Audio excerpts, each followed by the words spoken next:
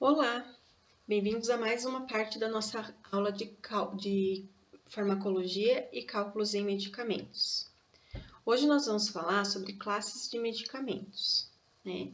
Então, os medicamentos são divididos em classes dependendo das suas particularidades. A divisão mais habitual que nós temos é a divisão de medicamentos pelo sistema fisiológico que eles agem. Ou seja, nós temos fármacos depressores do sistema nervoso central, fármacos que estimulam o sistema nervoso central, fármacos psicotrópicos, fármacos que atuam no sistema nervoso periférico, fármacos do sistema cardíaco e circulatório, fármacos do trato gastrointestinal, anti-infecciosos, antibióticos, fármacos do aparelho respiratório, agentes antineoplásicos, metabolismo e nutrição, interferentes no metabolismo da água e eletrólitos, medicamentos usados em distúrbios hormonais, agentes imunizantes, que são as vacinas, preparações para pele e mucosa, as vitaminas, medicamentos oftálmicos, otológicos e nasofaríngeos, antirreumáticos, imunossupressores e muitos outros. Então, alguns fármacos, às vezes, eles podem fazer parte de duas classes medicamentosas. Vou dar um exemplo para vocês. O ácido acetil salicílico, ou seja, o AAS, ele era muito usado antigamente para dores, febre, né, com essa indicação. Hoje em dia ele continua tendo essa indicação, mas ele é mais usado como um agente agregante plaquetário, para a gente não fazer trombos, por exemplo, né? Então, nós temos um fármaco que pode participar de dois sistemas fisiológicos, porque lembra que eu falei para vocês em uma aula que não existem fármacos específicos, né? A gente tem um fármaco que vai agir no nosso sistema de febre e de dor. Hoje a gente tem umas opções mais modernas, então o AS acabou caindo no desuso, né, dessa questão de dor e febre, mas a gente tem o uso dele abundante na parte de cardiologia, na parte de circulatório, que é para evitar esses trombos na circulação sanguínea. E a gente também tem fármacos divididos por grupos farmacológicos, ou seja, os anti-inflamatórios, analgésicos, antialérgicos, antibióticos, antivirais, antifúngicos, anti-infecciosos, miorrelaxantes, espamolíticos, antialérgicos, entre outra uma afinidade, né? A própria ação de antiagregante plaquetário é uma ação, uma classificação farmacológica. Então, hoje, a gente está vendo aqui duas divisões de fármaco. A gente tem também a divisão pela parte química, que a gente não vai entrar nessa parte, né? Mas quem tiver interesse em pesquisar, a gente também tem a classificação dos medicamentos pela classe química deles. Nós vamos falar um pouquinho sobre algumas classes que são mais, vamos dizer assim, que elas são mais usadas comumente, né? Então, os analgésicos estão aí como o segundo campeão de venda, né? Perdendo para os ansiolíticos, ou seja, aqueles medicamentos que acabam diminuindo a ansiedade, né? Os analgésicos, então, são medicamentos empregados para aliviar a dor sem causar a perda da consciência. Os analgésicos são divididos em dois grupos. Os analgésicos narcóticos, que são os fortes, né? Também conhecidos como opioides, ou seja, os derivados da morfina, agem a nível do sistema nervoso central. O uso excessivo de narcóticos pode causar dependência e tem uma coisa bem interessante para a gente pontuar aqui, que muitas vezes a gente vê em hospital e não consegue correlacionar. Os analgésicos narcóticos, eles diminuem o nosso sistema de o movimento peristáltico, né? Ou seja, o movimento que o corpo faz sozinho, involuntário, para empurrar o bolo alimentar, para empurrar o bolo fecal. Então, muitos pacientes em usos de analgésicos narcóticos têm muita prisão de ventre, né? É uma característica dos analgésicos narcóticos. Então, eles são utilizados para tratamento de dores intensas, né? A gente tem o sulfato de morfina, a metadona, o tramadol e algumas outras classes que a gente poderia citar como os analgésicos narcóticos, petidina, Nubain, a gente tem uns outros analgésicos narcóticos, certo? Os analgésicos não narcóticos são os mais fracos que a gente usa comumente, não deveria, mas a gente acaba usando até de uma forma indiscriminada. São substâncias utilizadas para diminuir a dor, que agem a nível periférico. São utilizados para tratamento de dores suaves e moderadas, ou seja, a gente tem a dipirona, paracetamol, óleo AS aí de novo, né? A gente tem o ibuprofeno, a gente tem o cetoprofeno, a gente tem uma classe bem grande de analgésicos não narcóticos, certo? Lembrando que ibuprofeno e cetoprofeno também agem como anti-inflamatórios. A maioria dos analgésicos, quase todos eles, possuem também uma atividade antitérmica e anti-inflamatória devido à não especificidade que a gente já conversou. O ácido acetil salicílico acima de 1 grama possui um efeito anti-inflamatório, porém faz lesão de mucosa intestinal, então a gente não faz uso, né? A gente tem umas outras opções, então a gente também faz uso. E lembrando que o ácido acetil salicílico, pela questão de agregação plaquetária, ele não é indicado para o tratamento da dengue, certo? A dipirona possui um efeito antiespasmódico, ou seja, ela diminui os espasmos causados na musculatura lisa, então ela tem uma boa resposta nas cólicas. A cafeína potencializa o efeito analgésico e diminui a sonolência causada por ele. Por esse motivo, muitas vezes a gente vê medicamentos analgésicos com a associação de cafeína. Então, a gente tem aqui Neosaldina, tem alguns relaxantes também, né? Então, por esse motivo que a gente associa a cafeína com analgésicos. A indicação terapêutica, os medicamentos com propriedades analgésicas são bastante eficazes no alívio da dor e do desconforto de diversas causas, como a enxaqueca, alívio dos sintomas de resfriados e gripes, outras dores de cabeça, dores nas costas, cólicas menstruais, dores musculares e dores associadas ao câncer, que daí precisa ser o medicamento opioide. Os antitérmicos, então, são medicamentos utilizados para diminuir a temperatura corporal, aliviando os estados febris que podem ser causados por inflamação, desidratação e moléstias infecciosas, né? Infecções. São também chamados de antiepiréticos, antifebris ou febrifugos. Entretanto, eles não vão afetar a temperatura normal do corpo se uma pessoa que não estiver com febre o ingerir. Por esse motivo que quando a gente toma um medicamento para dor, que também tem um efeito antitérmico, a gente não tem a temperatura do corpo alterada. Os medicamentos antitérmicos agem através da inibição da enzima ciclooxigenase, ou seja, a COX. Isso vocês vão ver bastante quando vocês estiverem pesquisando bulas, né, estudando casos clínicos, que os medicamentos antitérmicos e anti-inflamatórios agem inibindo a enzima ciclooxigenase.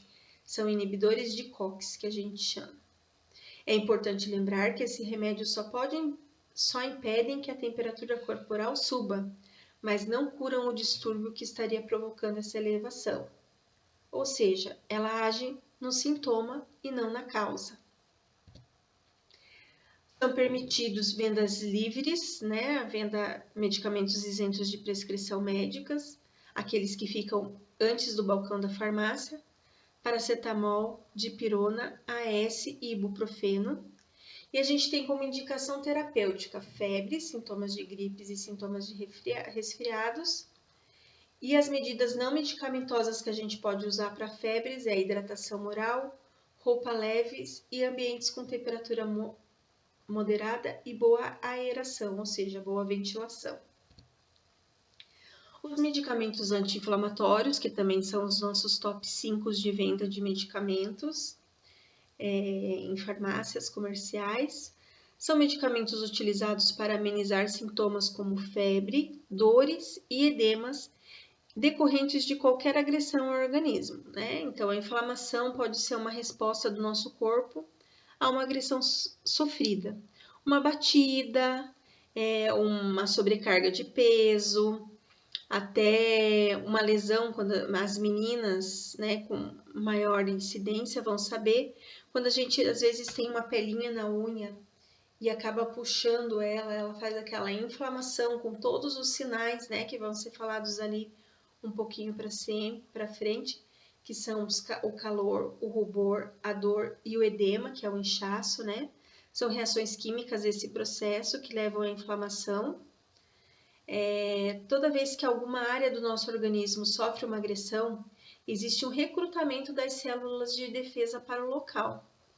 É um pouquinho diferente da ação que acontece com agentes infecciosos, né? Mas o nosso corpo também reage às agressões que causam a inflamação.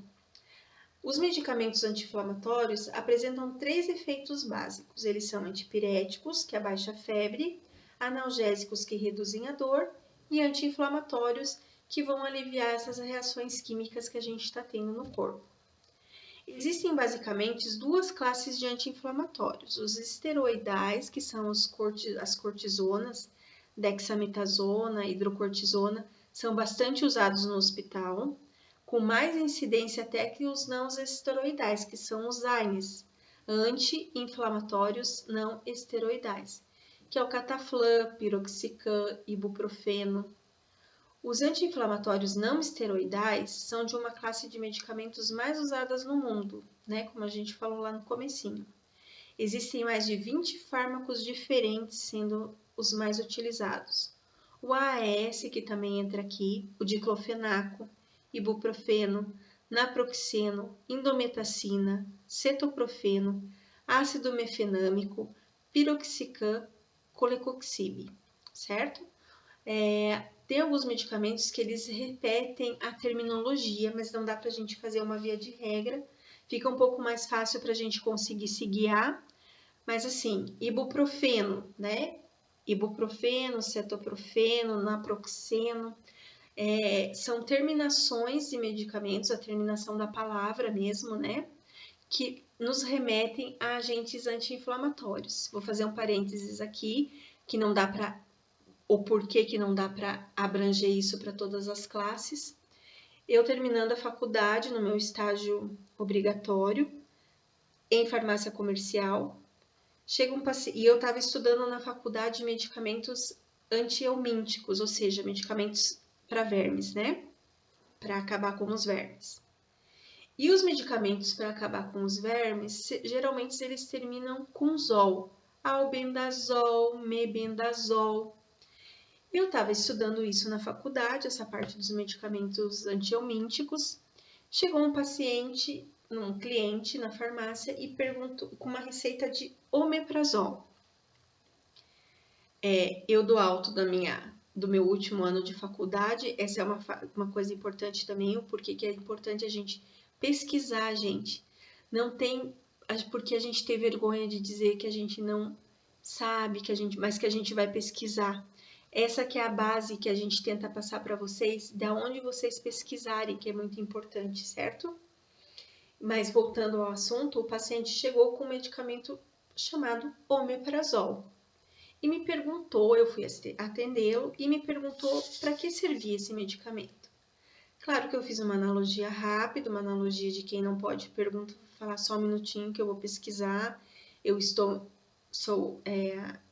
sou estagiária, né? Vou perguntar para o farmacêutico. O que eu respondi para ele? É um medicamento para matar algo. O senhor deve estar com alguma infecção de vermes. Ele ficou muito bravo, Porque onde já se viu o médico dar esse medicamento para ele?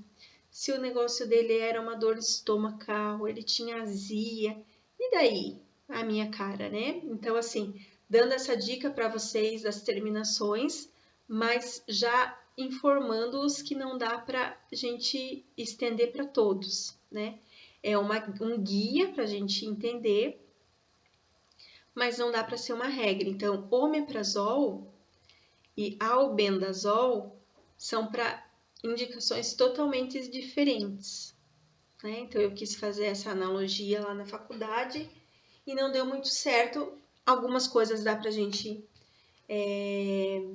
né, lembrar, que nem os medicamentos que terminam com coxib, por exemplo, são medicamentos anti-inflamatórios. A gente não tem uma outra classe que termine com coxib, mas a gente tem aí um exemplo prático, né, sobre o que não dá para a gente falar que a gente não sabe, que a gente vai se pesquisar, certo? Ainda nos anti-inflamatórios, os riscos do uso de anti-inflamatórios não esteroidais. Ele aumenta o risco de formação de gastrite e úlcera, tanto por uma agressão do epitélio estomacal, quanto por uma alteração que ele faz na secreção de ácido gástrico.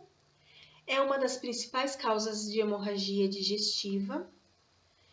Hoje em dia, a indicação de anti-inflamatórios é de no máximo 3 dias, para a gente evitar esse caso de hemorragia. É uma coisa que acontece bastante, vocês vão ver bastante em hospital. São contraindicados em pacientes com insuficiência renal, como a gente viu lá na parte de farmacocinética e farmacodinâmica, os medicamentos são eliminados pelo rim. Então, se a gente tiver com uma insuficiência renal, esses medicamentos fazem uma sobrecarga, o que indica a contraindicação, né? E pode fazer uma hepatite medicamentosa, que pode ser fulminante ou transitória. Mas geralmente as hepatites medicamentosas, eu já adianto para vocês, são poucos os casos que a gente vê uma recuperação, assim, quando é um caso de internamento, assim.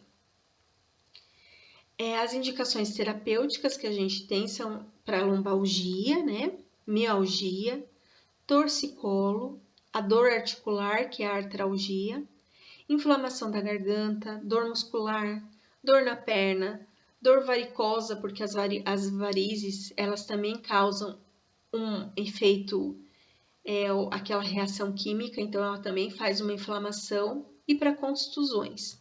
São permitidos, né, vendas isentas de prescrição médicas, naproxeno, ibuprofeno e cetoprofeno. Os antiácidos, então, são medicamentos que aumentam o pH gástrico, né, neutralizando o ácido clorídrico que é liberado pelas células gástricas. Então, a gente tem aí um efeito de neutralidade, certo? Todos os antiácidos têm propriedades alcalinas, ou seja, o nosso estômago está muito ácido pelo ácido clorídrico, e os antiácidos vão fazer um efeito alcalino, que é básico, né? Vão deixar o efeito básico.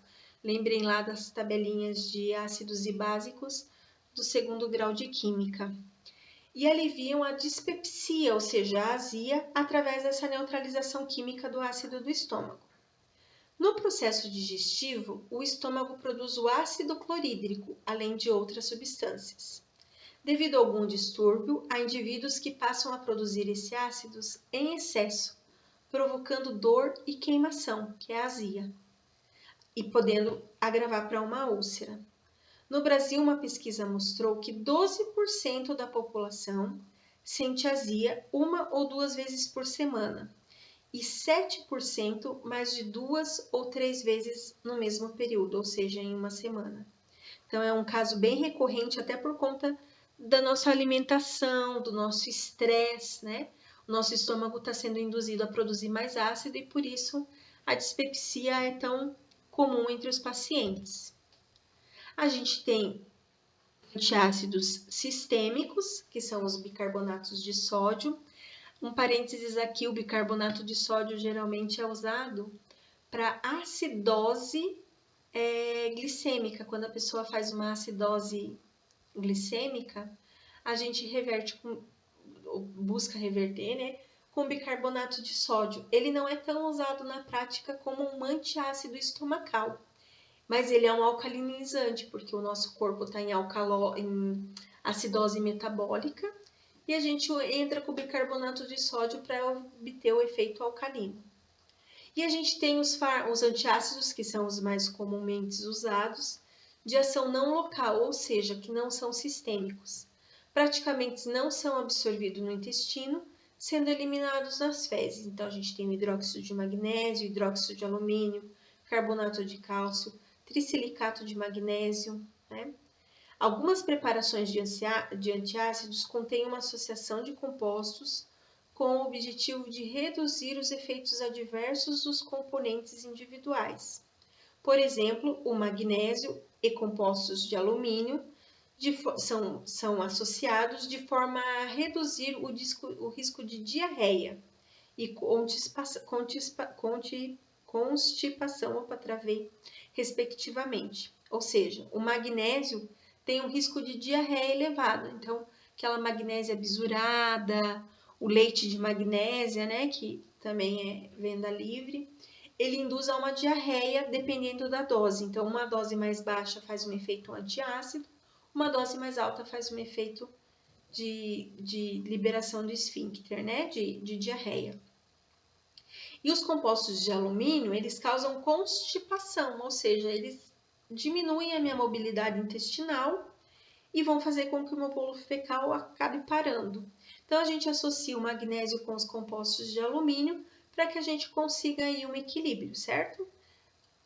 Com o objetivo de um efeito antiácido.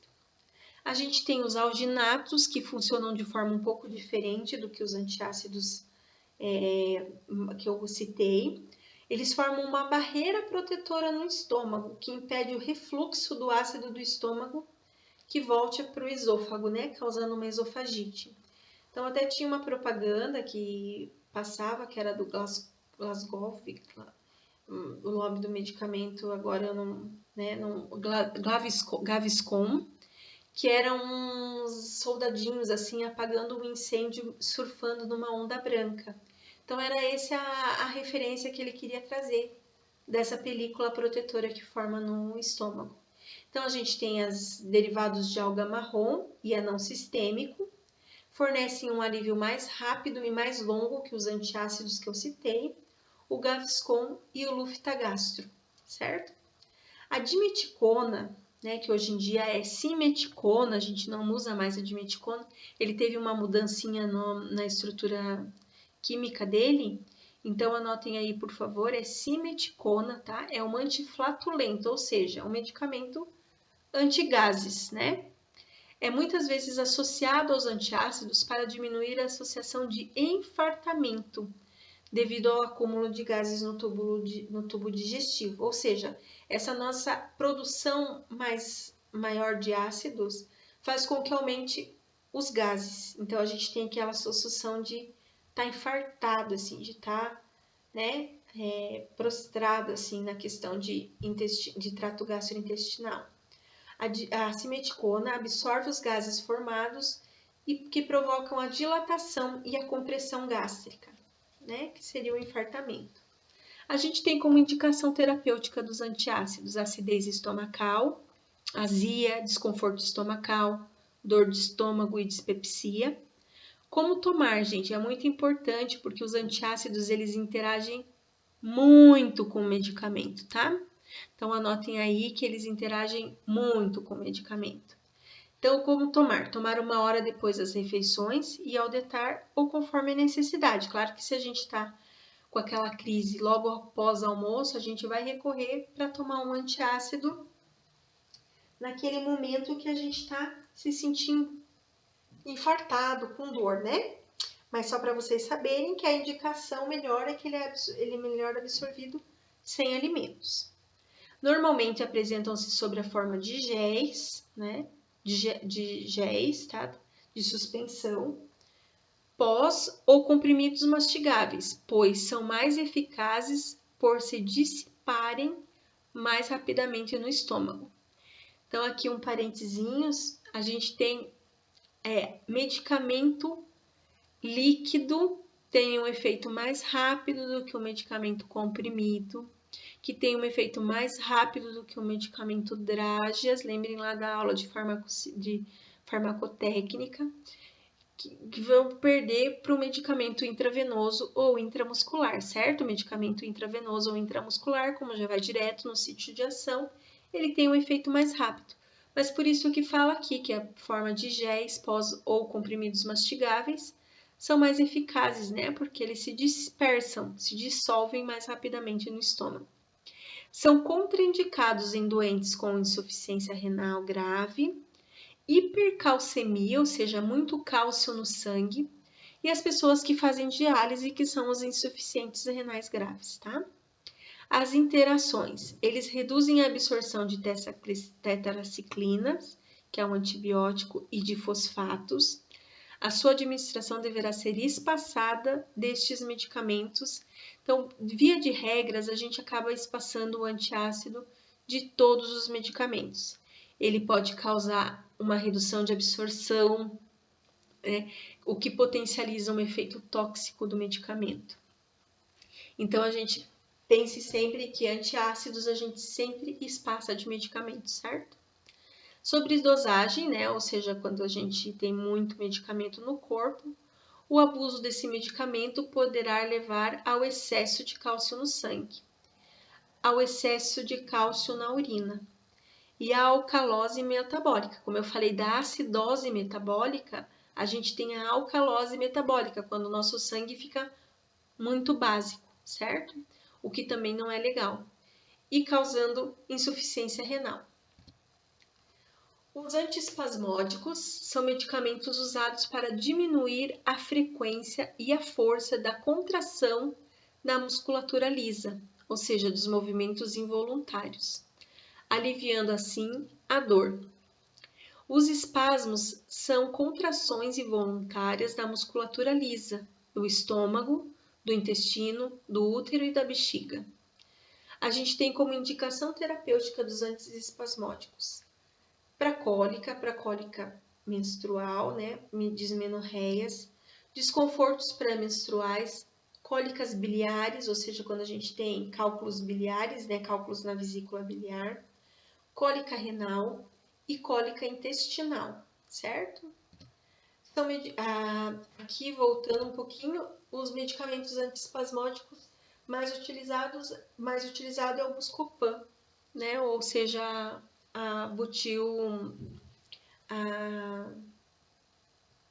o Buscopan e o Buscopan associado com analgésicos, certo? Passando aqui para os antidiarreicos, são medicamentos usados no tratamento da diarreia resultante de infecções, ingestão de alimentos estragados e de alergias. A diarreia é a eliminação das fezes numa consistência mais líquida. Lembra que a gente já falou sobre a diferença entre diarreia e desenteria. A grande maioria das diarreias é uma doença autolimitante, ou seja, ela vai passar, não sendo necessário nenhum tratamento, né, nenhum medicamento para controle. Ainda mais que a maioria das diarreias é de origem viral. Quando a gente tem uma diarreia de origem viral, a gente precisa que o nosso corpo se livre do vírus. Então, não é indicado que a gente corte a diarreia, certo? Não existem tratamentos curativos para a grande maioria das doenças de origem viral, sendo a maioria dos tratamentos apenas de suporte, ou seja, a gente só controla os sintomas. Daí conclui-se que o mais importante, na verdade, num caso de diarreia, é a hidratação.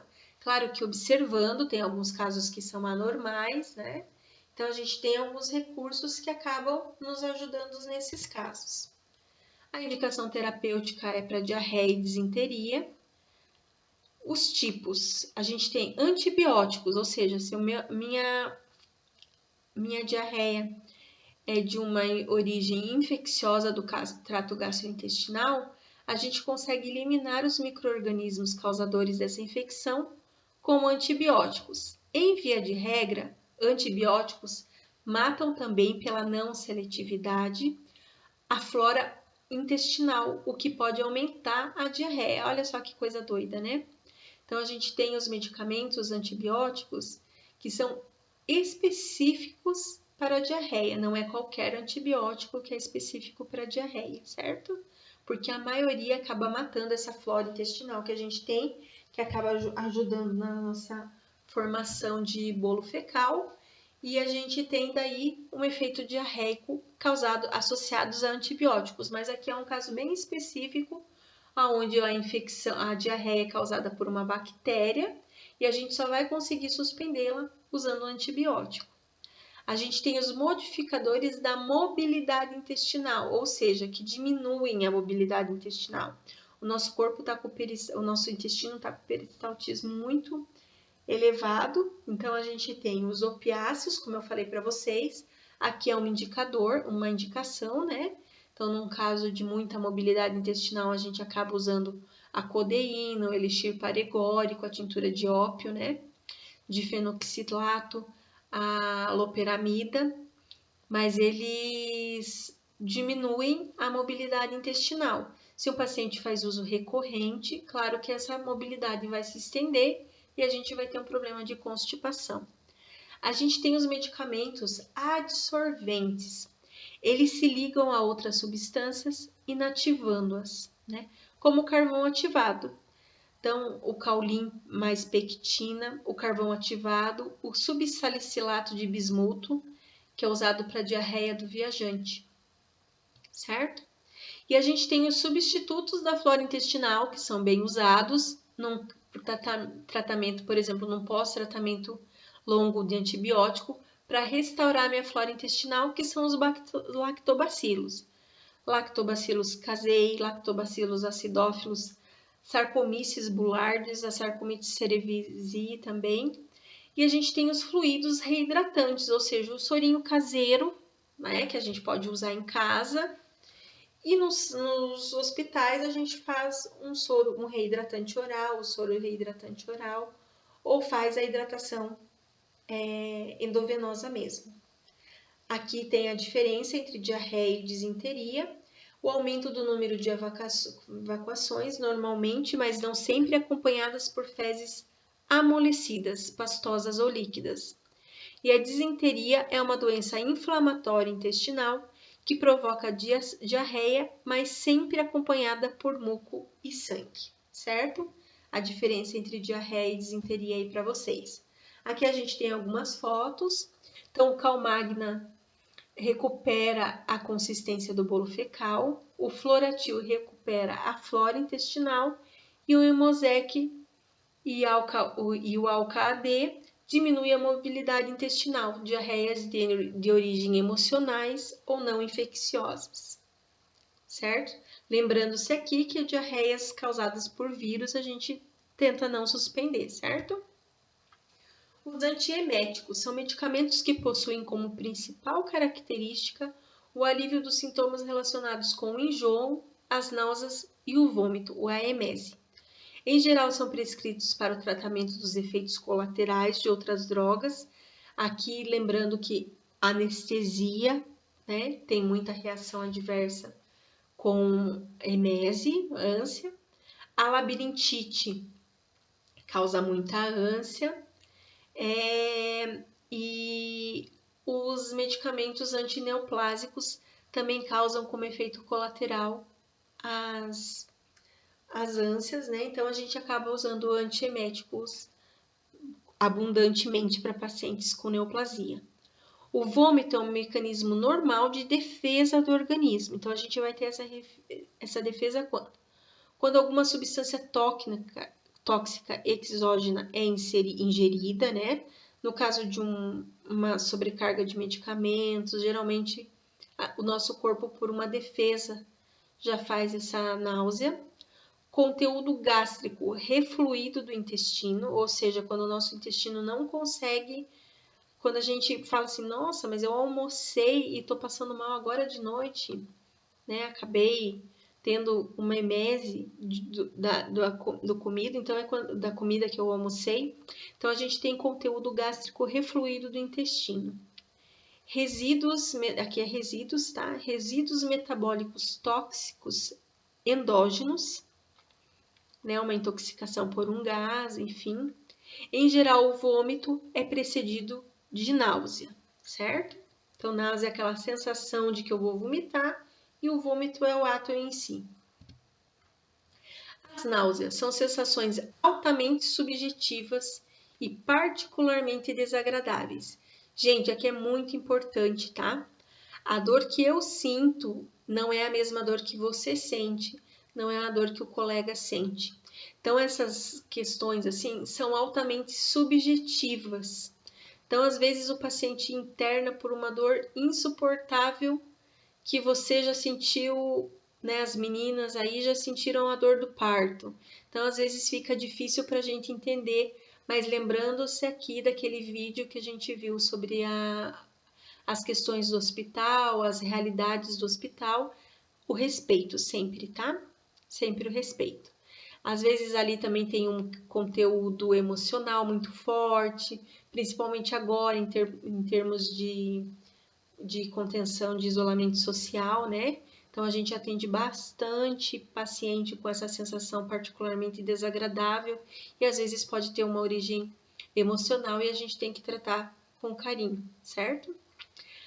Voltando às náuseas, normalmente é sentida na garganta e no estômago e referida como enjoo, que em geral é aliviada com o vômito.